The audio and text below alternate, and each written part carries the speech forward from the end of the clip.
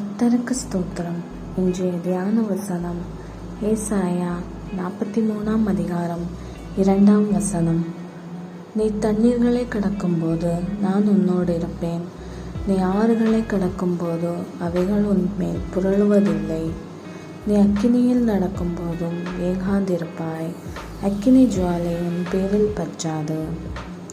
இந்த வசனத்துலேருந்து நாம் என்ன பார்க்குறோன்னா, எசப்பா சொல்கிறாங்க, உங்களுக்கு என்ன கஷ்டம் வந்தாலும் அந்த கஷ்டத்தின் மத்தியிலும் நான் உங்கள் கூட இருப்பேன்னு. என்ன வேதனை வந்தாலும் அந்த வேதனை மத்தியில் நான் உங்கள் கூட இருப்பேன்னு ஏசப்பா சொல்கிறாங்க. ஏசப்பா சொல்கிறாங்க, நான் உங்களை கைவிட மாட்டேன், நான் உங்களை விட்டு விலகுவதும் இல்லை, உங்களை கைவிடுவதும் இல்லைன்னு ஏசப்பா நம்மளுக்கு வாக்கு தந்திருக்காங்க. அதே போல தான் இந்த வாக்கு தத்தத்தை நம்மளுக்கு தராங்க ஏசப்பா.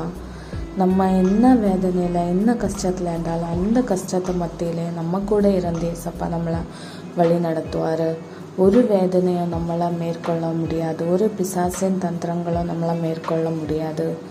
ஒவ்வொரு நாளும் ஆண்டவர் நம்மளை நடத்த வல்லவராக இருக்கிறார். இந்த வசனத்தின் மூலம் இன்றைய நாள் உங்களுக்கு ஆசீர்வாதமாக இருப்பதாக. ஆமேன். God bless you.